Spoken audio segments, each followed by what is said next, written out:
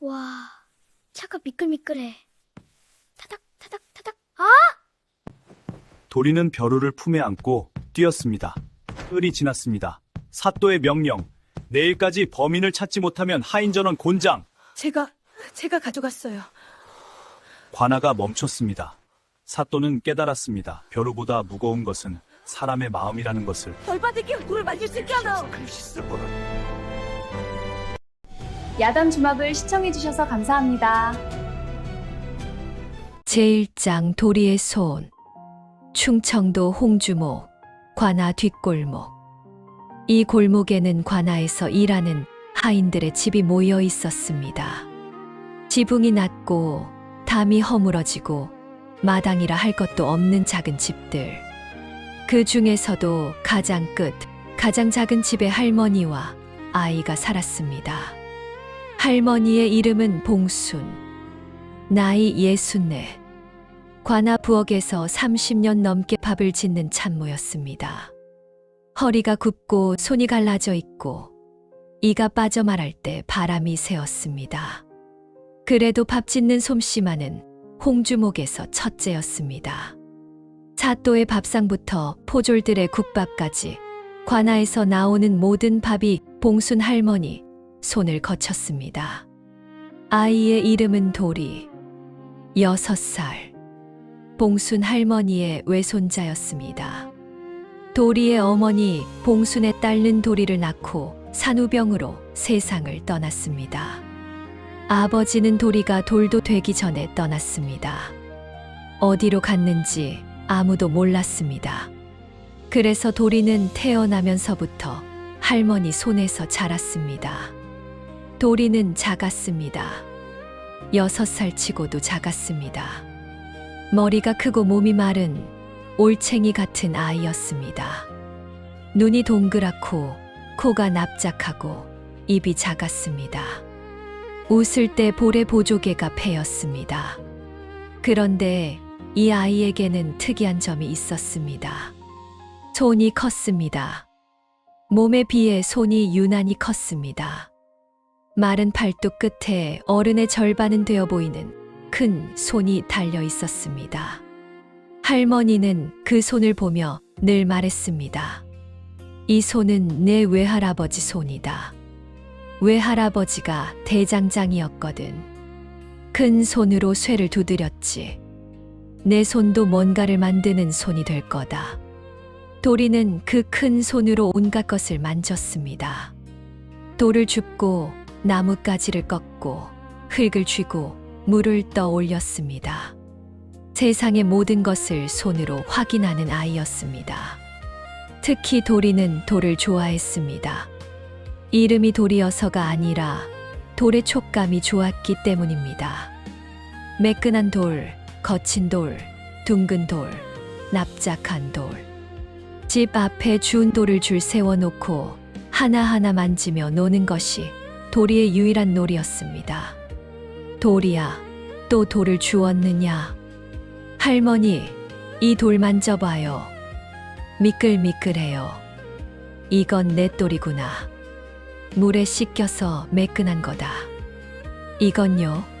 이건 꺼끌꺼끌해요. 이건 화강석이다. 산에서 굴러 내려온 거지. 할머니는 도리의 질문에 하나하나 대답해 주었습니다. 아는 것이든 모르는 것이든 대답했습니다. 모르는 것은 지어내서라도 대답했습니다. 아이의 질문이 멈추면 안 된다고 생각했으니까요. 도리는 관아 뒷골목에서 자랐기 때문에 관아 안팎을 제 집처럼 드나들었습니다. 포졸들이 도리를 보면 도리야 왔냐 하고 머리를 쓰다듬어 주었고 아전들도 귀찮아하면서도 내쫓지는 않았습니다. 찬모 할머니의 손자니까 관아 식구나 마찬가지였습니다. 그런데 도리에게는 절대로 들어가서는 안 되는 곳이 하나 있었습니다. 사랑채, 사또가 머무는 곳, 관아에서 가장 깊숙한 곳, 포졸도 함부로 들어가지 못하는 곳. 도리야, 사랑채에는 절대 가면 안 된다. 알았지? 왜요? 삿도 대감이 계신 곳이다. 아이가 들어가면 큰일 난다. 무슨 큰일이요? 곤장을 맞는다. 곤장이 뭐예요? 엉덩이를 때리는 거다. 도리가 엉덩이를 움켜쥐었습니다. 아파요? 많이 아프다. 얼마나요? 10번 울 만큼. 도리가 눈을 동그랗게 떴습니다. 10번 울 만큼 아프다니. 그건 많이 아픈 것이었습니다. 안 갈게요. 도리는 고개를 끄덕였습니다. 그러나 6살의 약속이란 해가 바뀌면 잊히는 법이었습니다. 제2장 할머니의 소. 봉순 할머니에게는 소가 한 마리 있었습니다. 소라고 해봐야 늙은 암소 한 마리. 이가 닳고 뿔이 무디고 걸음이 느린 소였습니다. 이름은 누렁이. 봉순 할머니가 30년 전에 시집 올 때 가져온 소의 손녀뻘 되는 소였습니다. 누렁이는 봉순 할머니의 전 재산이었습니다. 소 한 마리가 전 재산이라니 초라하지만 없는 사람에게 소 한 마리는 곧 삶이었습니다. 누렁이가 밭을 갈고 누렁이가 짐을 나르고 누렁이의 걸음이 밭에 뿌려져 콩과 고구마가 자랐습니다. 그런데 문제가 생겼습니다. 관아의 이방 최서방이 봉순 할머니에게 돈을 빌려간 것이 화근이었습니다. 아닙니다. 정확히 말하면 봉순 할머니가 최서방에게 돈을 빌려준 것이 아니라 최서방이 봉순 할머니의 품삯을 떼먹은 것이었습니다. 사정은 이러했습니다. 봉순 할머니는 관아 참모로 30년을 일했지만 품삯은 이방을 통해 받았습니다. 매달 쌀 5대와 엽전 10립. 적은 돈이었지만 꼬박꼬박 받았습니다. 그런데 올해 들어 최서방이 이방으로 부임하면서 품삯이 밀리기 시작했습니다. 석탈치, 쌀 15대, 엽전 30립. 봉순 할머니가 최서방에게 물었습니다. 이방 날이 품삯이 석 달째 안 나왔습니다. 아, 그거. 관아 재정이 좀 빠듯해서 그렇다. 다음 달에 몰아서 주마. 다음 달이 되었습니다. 역시 나오지 않았습니다. 이방 날이 이번 달에 주신다 하셨는데요. 아이고, 잊었구나. 다음 달에는 반드시. 또 다음 달. 역시. 봉순 할머니는 참을성이 많은 사람이었지만 석 달 품삯이 밀리면 밥을 해 먹을 쌀이 없었습니다. 도리에게 먹일 것이 없었습니다. 할머니는 어쩔 수 없이 이웃집 박서방에게 쌀을 구웠습니다. 쌀 10대를 빌리면서 담보로 잡은 것이 누렁이었습니다. 할머니, 한 달 안에 갚으시면 소는 돌려드리겠습니다. 한 달이 지나면 소로 대신하겠습니다. 한 달 안에 품삯이 나올 테니 갚겠소. 그런데 한 달이 지나도 최서방은 품삯을 주지 않았습니다. 봉순 할머니가 다시 최서방을 찾아갔습니다. 이방 날이 제발 품삯을 주십시오. 소를 빼앗기게 생겼습니다. 최서방이 짜증을 냈습니다. 찬모가 이렇게 귀찮게 구는 것은 처음이다. 다음 달까지 기다려라. 다음 달이면 소가 넘어갑니다. 소 한 마리가 그렇게 중요하냐? 관아 일이나 제대로 해라. 봉순 할머니는 말을 잃었습니다. 30년을 일하고도 이런 대접을 받는 것이었습니다. 한 달이 지났습니다. 박서방이 찾아왔습니다. 할머니, 기한이 지났습니다. 소를 끌고 가겠습니다. 조금만 더 기다려 주시오. 할머니, 저도 사정이 있습니다. 약속은 약속입니다. 누렁이가 끌려갔습니다. 도리가 울었습니다. 마당에서 누렁이의 등을 잡고 울었습니다. 누렁아, 누렁아, 가지 마. 소가 끌려가는 모습을 보며 도리는 세상에서 가장 큰 울음을 울었습니다. 6살이 울 수 있는 가장 큰 소리로. 봉순 할머니는 울지 않았습니다. 눈물이 마른 것이 아니라 울 힘이 없었습니다. 그날 밤 도리가 할머니에게 물었습니다. 할머니, 왜 도리야? 왜 누렁이를 데려갔어요? 돈을 못 갚아서다. 왜 돈이 없어요? 품삯을 못 받아서다. 왜 품삯을 안 줘요? 할머니, 누가 안 준 거예요? 이방나리다. 이방나리가 나쁜 거예요. 봉순 할머니가 도리의 머리를 쓰다듬었습니다. 세상에 나쁜 사람은 없다. 다만 못된 사람이 있을 뿐이지. 못된 사람은 나쁜 거 아니에요. 할머니는 대답하지 못했습니다. 도리는 그날 밤 잠들지 못했습니다. 6살의 머리로 이해할 수 없는 것이 너무 많았습니다. 왜 할머니가 일을 했는데 돈을 안 주는지, 왜 돈을 안 줬는데 소를 빼앗기는지, 왜 소를 빼앗겼는데 아무도 도와주지 않는지. 도리의 큰 손이 이불 위에서 주먹을 쥐었습니다. 제3장 벼루를 본 아이. 며칠 뒤 관아에서 잔치가 열렸습니다. 사또 이정환의 생일이었습니다. 관아 마당에 상이 차려지고 홍주목 유력자들이 모여들었습니다. 봉순 할머니는 새벽부터 부엌에서 밥을 짓고 찬을 만들고 떡을 쪘습니다. 도리는 할머니 곁에서 놀았습니다. 잔치날에는 관아가 어수선해서 아이가 돌아다녀도 아무도 신경 쓰지 않았습니다. 도리는 마당에서 떡을 하나 얻어먹고 포졸 아저씨에게 머리를 쓰다듬 받고 이리저리 돌아다녔습니다. 그러다가 사랑채 쪽으로 발길이 향했습니다. 사랑채, 할머니가 가지 말라 한 곳, 곤장을 맞는 곳. 도리는 멈칫했습니다. 그러나 사랑채 문이 열려 있었습니다. 잔치 때문에 사람들이 분주하게 오가느라 문을 닫지 않은 것이었습니다.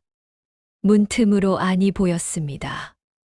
넓은 방, 병풍이 둘러져 있고 책이 쌓여 있고 붓이 걸려 있고 그리고 탁자 위에 무언가가 놓여 있었습니다. 도리의 눈이 커졌습니다. 돌이었습니다. 검은 돌. 그런데 도리가 여태 본 돌과는 달랐습니다. 반짝거렸습니다. 검은데 빛이 났습니다. 표면이 유리처럼 매끈해 보였습니다. 가운데가 오목하게 파여 있어서 마치 작은 연못 같았습니다. 도리의 손이 꿈틀거렸습니다. 돌을 좋아하는 아이에게 저 돌은 세상에서 가장 만지고 싶은 돌이었습니다. 도리는 주위를 살폈습니다. 아무도 없었습니다. 잔치는 마당에서 벌어지고 있었고 사랑채에는 사람이 없었습니다. 도리가 문을 밀고 안으로 들어갔습니다.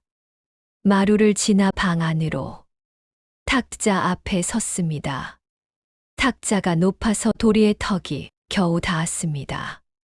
까치발을 들고 손을 뻗었습니다. 손가락이 돌에 닿았습니다. 차가웠습니다. 그리고 매끄러웠습니다. 도리가 지금까지 만져본 어떤 돌보다 매끄러웠습니다. 냇돌보다, 조약돌보다, 심지어 비 온 뒤 마당에 반짝이던 까만 돌보다 매끄러웠습니다. 와!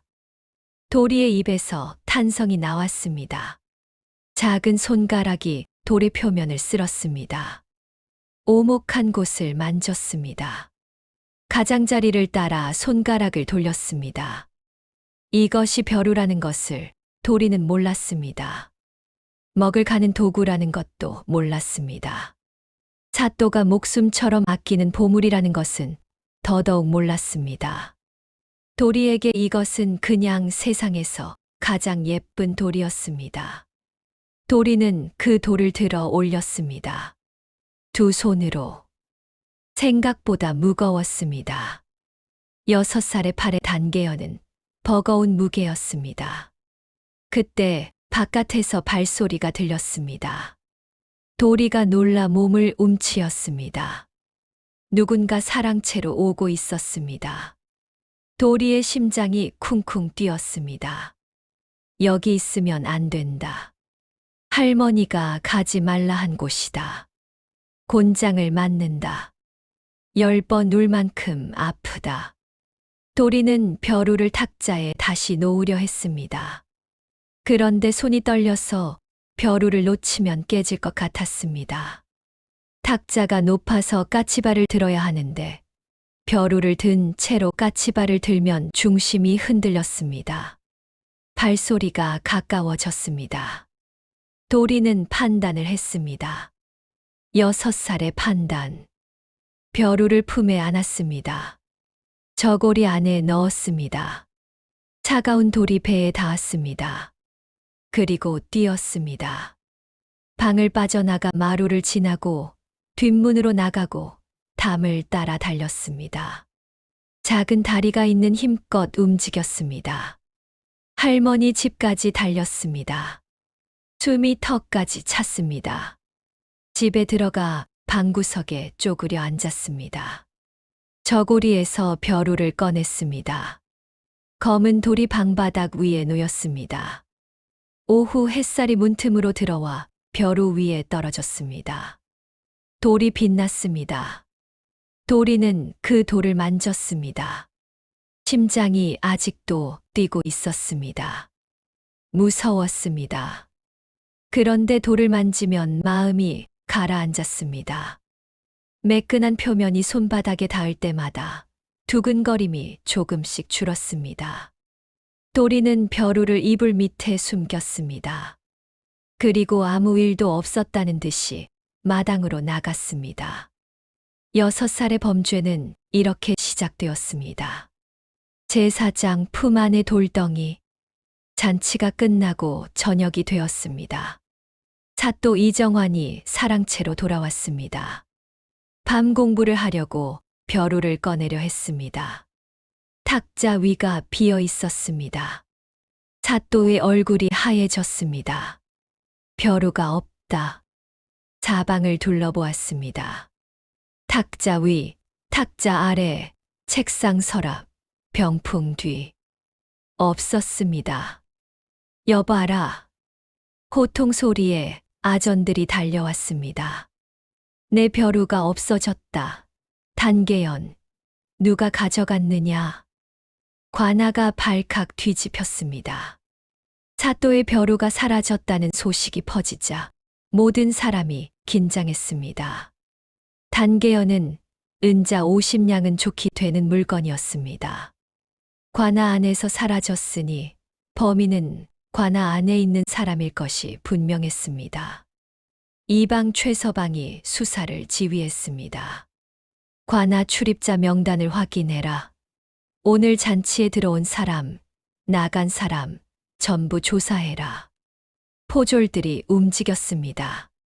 관아 안팎을 뒤졌습니다. 하인들의 방을 수색했습니다. 잔치에 온 손님들의 명단을 확인했습니다. 하루가 지났습니다. 이틀이 지났습니다. 벼루는 나오지 않았습니다. 사또의 분노가 커졌습니다. 3일 안에 못 찾으면 관아, 하인 전원 곤장 30대씩이다. 하인들이 떨었습니다. 곤장 30대면 한 달은 누워야 했습니다.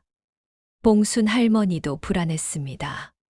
하인 전원이라면 자기도 포함이니까요. 64세 몸에 곤장 30대를 맞으면 목숨이 위험했습니다. 도리야, 혹시 관아에서 이상한 것 보지 않았느냐? 도리가 움찔했습니다. 아니요. 정말이지. 정말이요. 도리는 거짓말을 했습니다.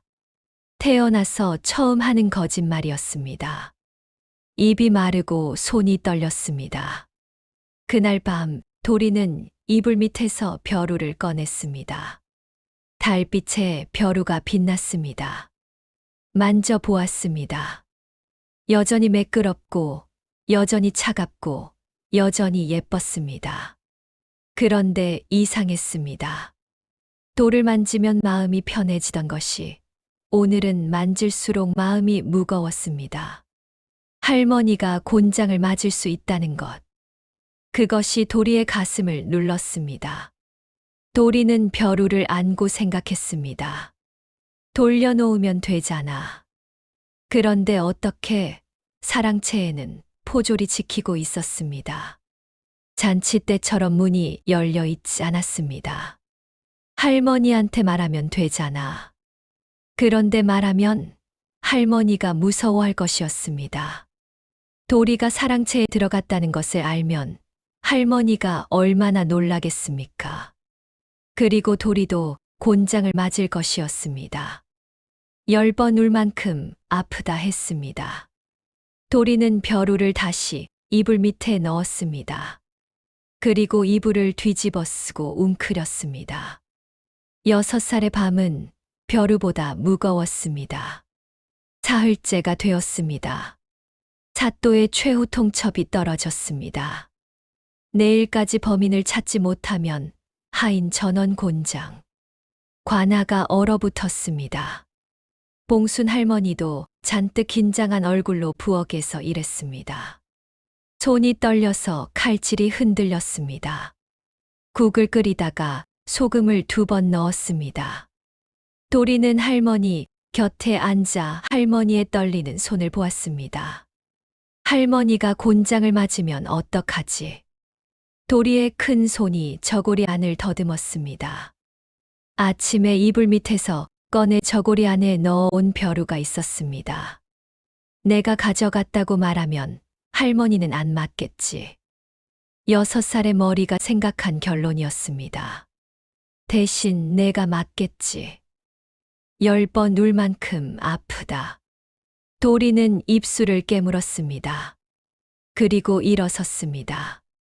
제5장 관아가 뒤집히다. 도리는 관아 마당으로 걸어갔습니다. 작은 다리가 후들거렸습니다. 저고리 안의 벼루가 무거웠습니다. 6살의 몸의 단계여는 돌덩이 그 자체였습니다. 마당에는 포졸들이 서 있었고 아전들이 웅성거리고 있었습니다. 내일이면 곤장이 집행될 것이라는 공포가 관아를 감싸고 있었습니다.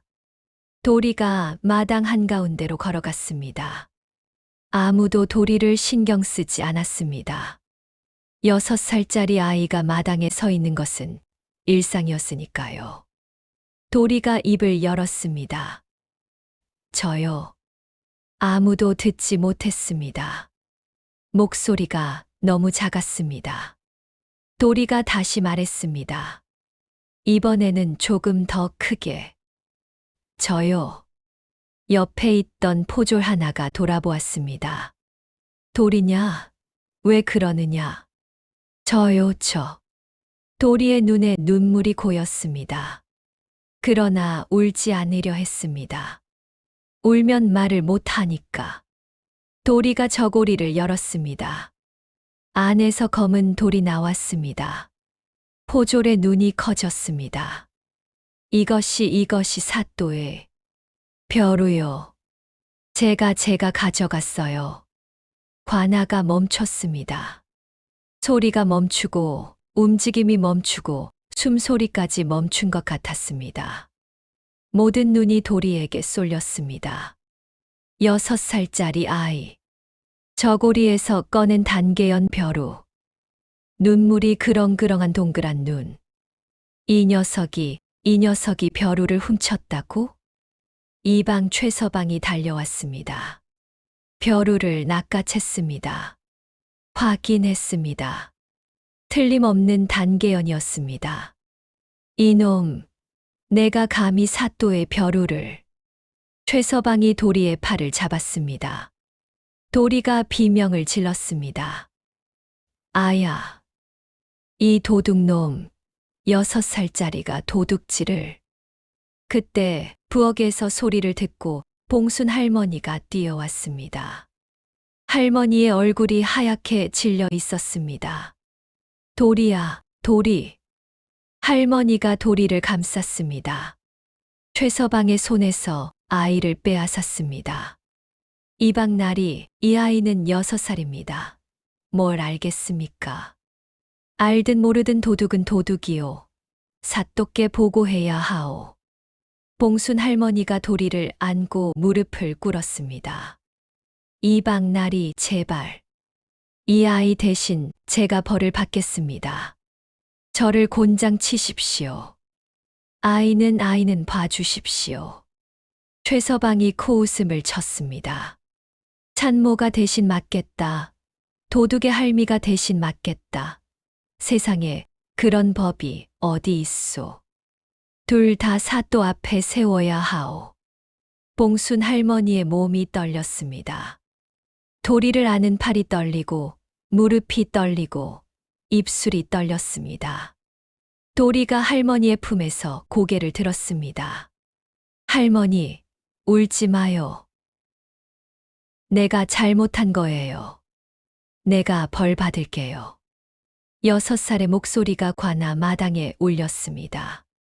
포졸들이 눈을 돌렸습니다. 아전들이 입을 다물었습니다. 최서방만 입꼬리를 올렸습니다. 사또께 보고하겠소. 제6장 사또 앞에 선 아이. 사또 이정환의 사랑채. 도리와 봉순 할머니가 마루 아래에 무릎을 꿇었습니다. 사또가 위에서 내려다보았습니다. 벼루가 탁자 위에 다시 놓여 있었습니다. 이정환은 46. 과거에 급제하여 홍주 목사로 부임한 지 이태째.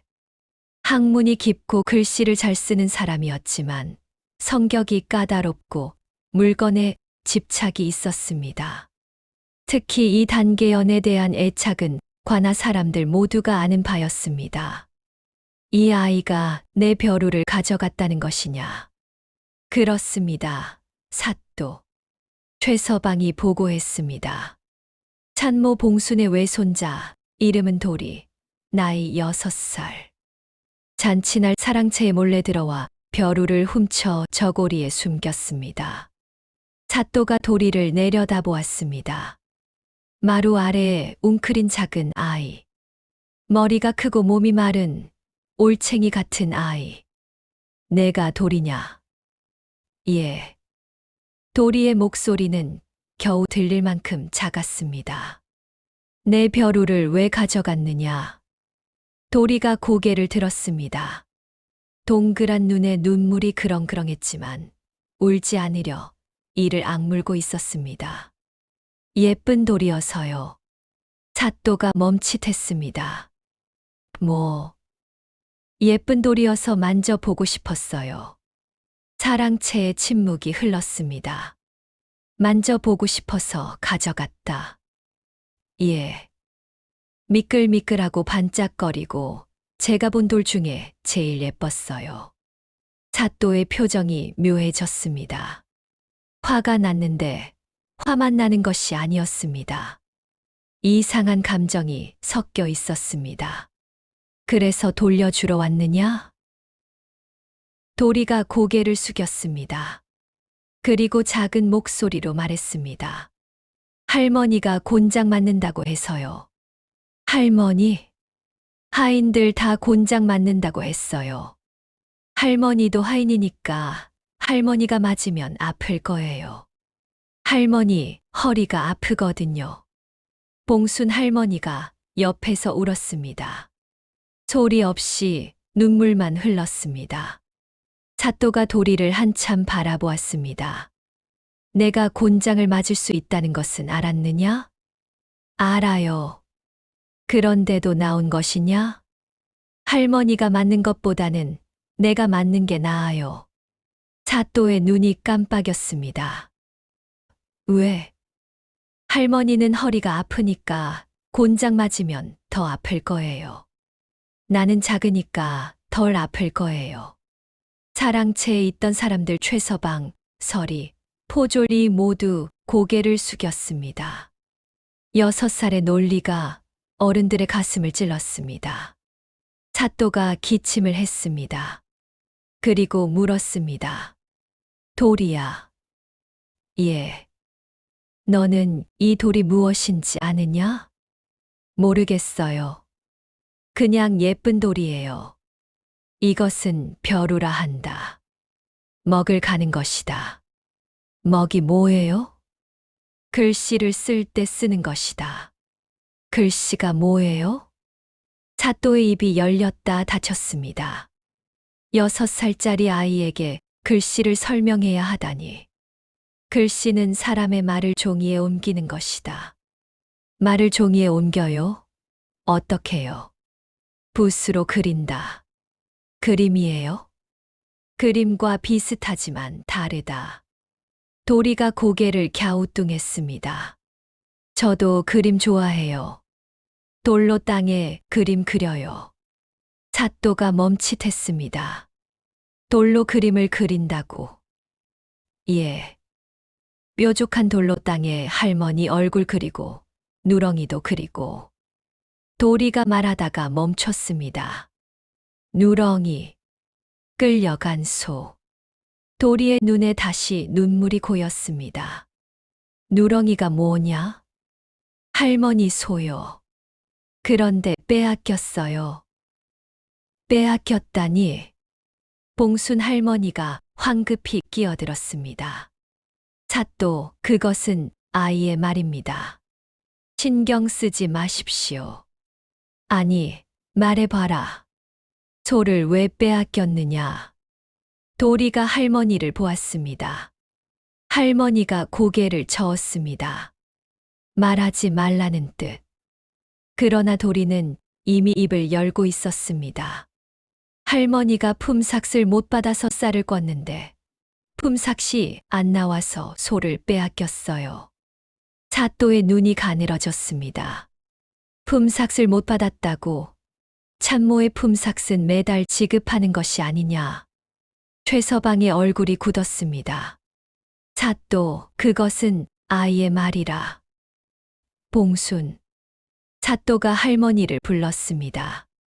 사실이냐? 품삯을 못 받았느냐? 봉순 할머니가 고개를 숙인 채 말했습니다. 석 달째 밀렸습니다. 사또. 석 달.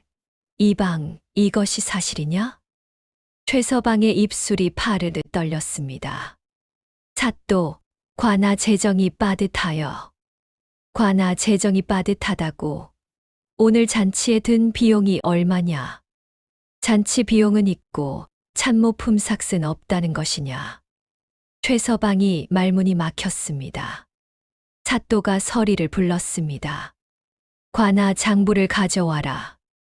하인 품삯 지출 내역을. 잠시 후 장부가 펼쳐졌습니다. 사또가 확인했습니다. 장부에는 봉순의 품삯이 매달 지급된 것으로 기록되어 있다. 그런데 실제로는 석 달째 안 나갔다. 이것이 무슨 뜻이냐? 최서방의 얼굴이 하얘졌습니다. 장부에는 지급한 것으로 기록해 놓고 실제로는 지급하지 않은 것. 그 차액은 어디로 갔겠습니까? 이방. 예, 사또. 장부를 조작하고 품삯을 횡령한 것이냐? 그것이. 최서방의 무릎이 꺾였습니다. 더 이상 변명할 수 없었습니다. 사또가 일어섰습니다. 이방 최서방, 관아 재정 횡령 혐의로 파직한다. 봉순에 밀린 품삯 석 달치를 즉시 지급하고 추가 조사를 통해 다른 하인들의 품삯도 확인하라.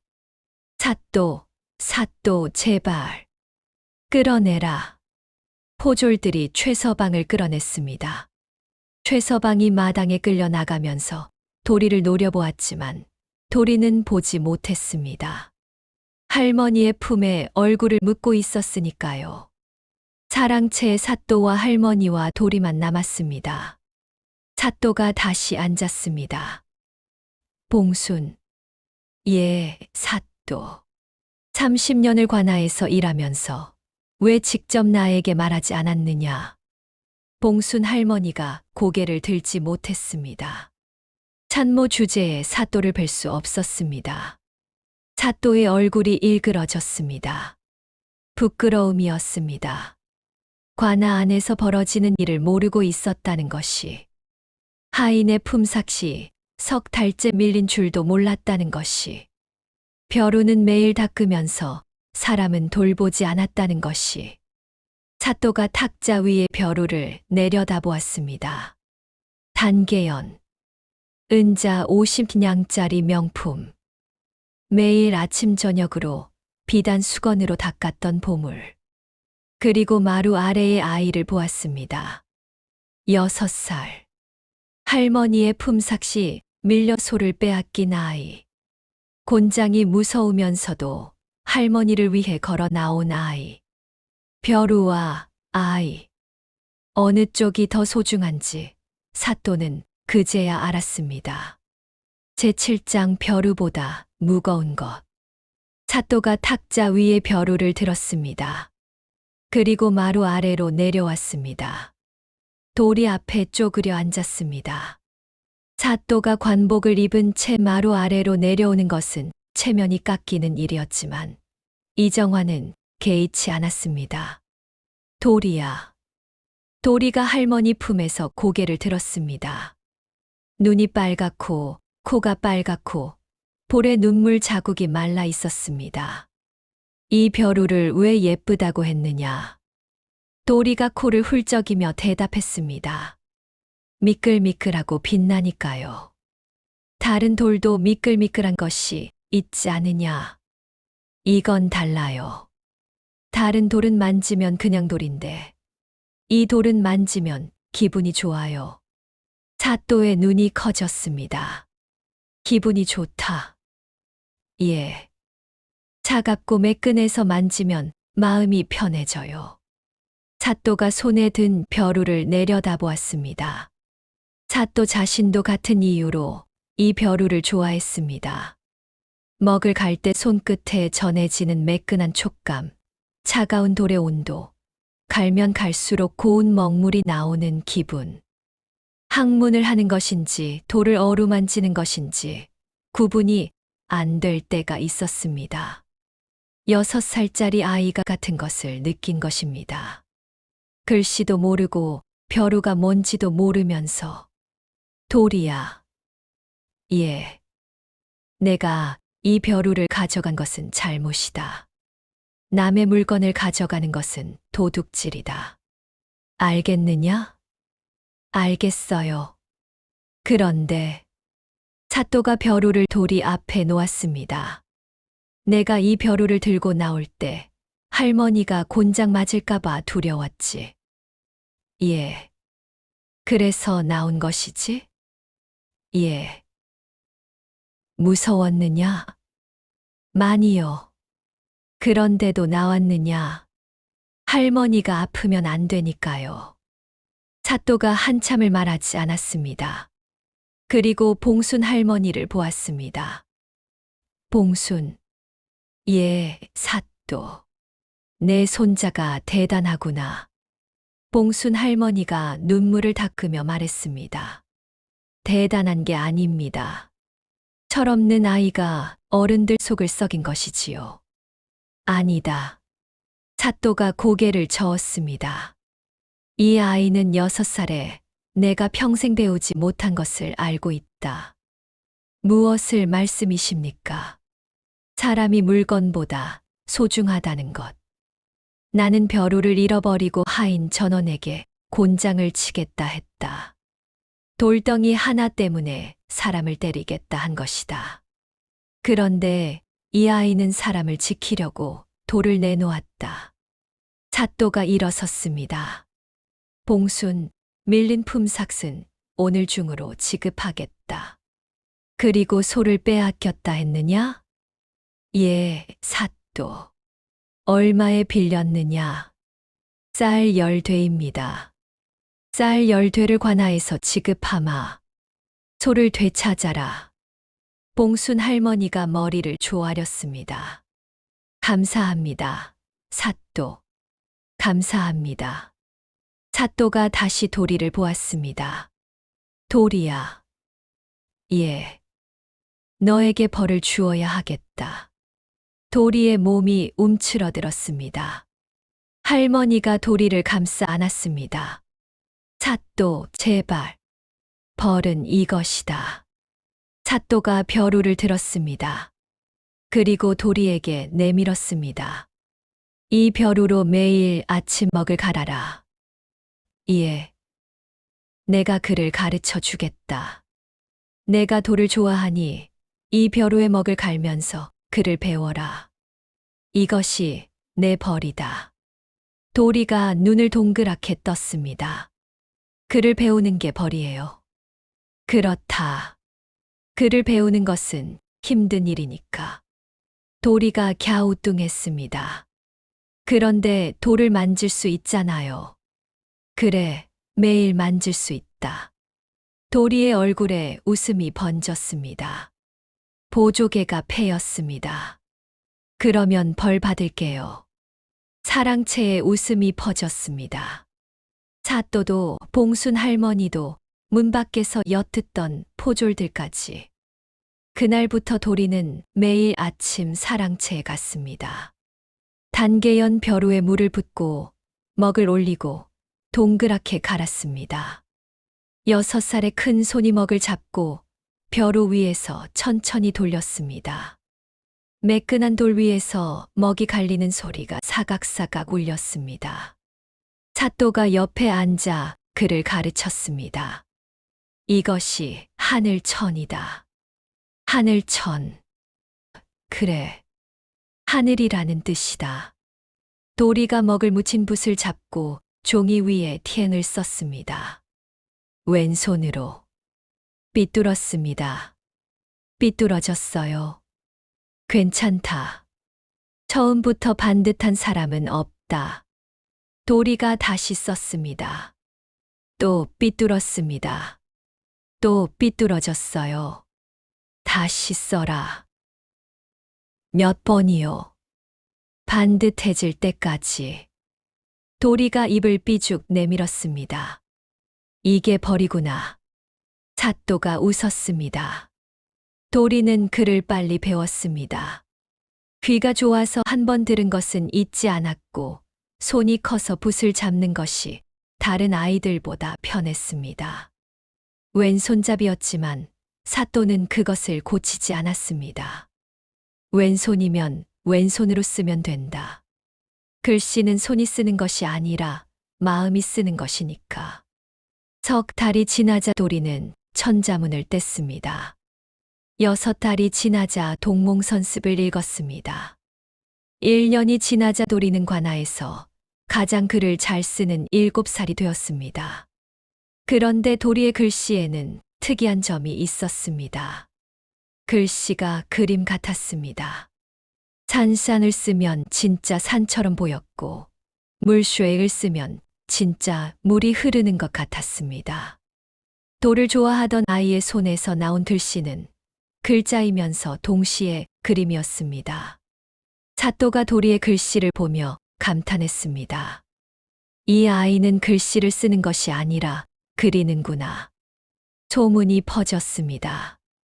홍주목 사또가 참모의 손자에게 글을 가르치고 있다는 소문. 그 아이의 글씨가 기가 막히다는 소문. 양반들이 눈살을 찌푸렸습니다.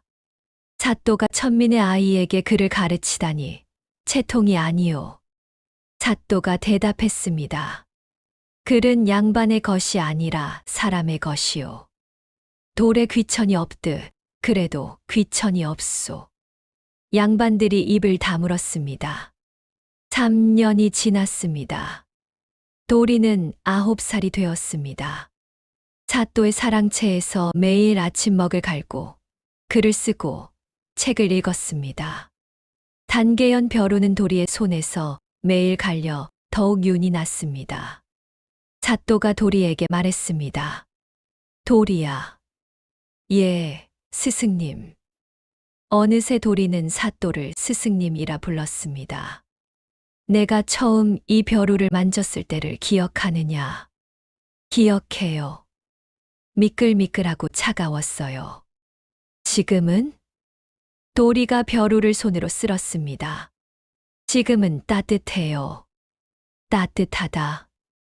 매일 만지니까 체온이 옮겨간 것 같아요. 사또가 웃었습니다. 벼루가 따뜻해진 것이 아니라 내가 따뜻해진 것이다. 봉순 할머니는 그 뒤로 품삯을 한 번도 밀리지 않고 받았습니다. 누렁이도 돌아왔습니다. 할머니는 여전히 관아 부엌에서 밥을 지었고 여전히 허리가 아팠지만 얼굴에 웃음이 늘었습니다. 도리야, 오늘도 사또 어른한테 가느냐? 예, 할머니. 밥 먹고 가라. 벼루 갈아야 해요. 먹이 기다리고 있거든요. 먹이 기다린다니 돌덩이가 사람이냐? 도리가 웃었습니다. 보조개가 패였습니다. 할머니, 돌도 기다릴 줄 알아요. 매일 만져주면. 할머니가 고개를 저으며 웃었습니다. 내 외할아버지도 대장간 쇠를 그렇게 말했다. 쇠도 기다릴 줄 안다고. 너는 영락없이 급이다. 도리가 신발을 신고 뛰어나갔습니다. 관아를 향해 6살 때는 벼루를 품에 안고 도망쳤던 그 길을 9살의 도리는 가슴을 펴고 걸어갔습니다. 사랑채 문이 열려 있었습니다. 탁자 위에 벼루가 놓여 있었습니다. 햇살이 벼루 위에 떨어져 빛나고 있었습니다. 도리가 벼루 앞에 앉았습니다. 물을 붓고 먹을 올리고 갈기 시작했습니다. 사각사각. 먹이 갈리는 소리가 사랑채를 채웠습니다. 그 소리를 듣고 사또가 들어왔습니다. 왔느냐? 예, 스승님. 오늘은 무엇을 쓸까? 도리가 생각했습니다. 할머니요. 할머니. 할머니 이름을 예쁘게 써주고 싶어요. 사또가 웃었습니다.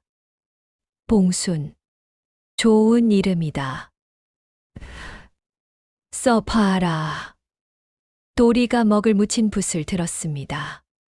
왼손으로 종이 위에 봉순을 썼습니다.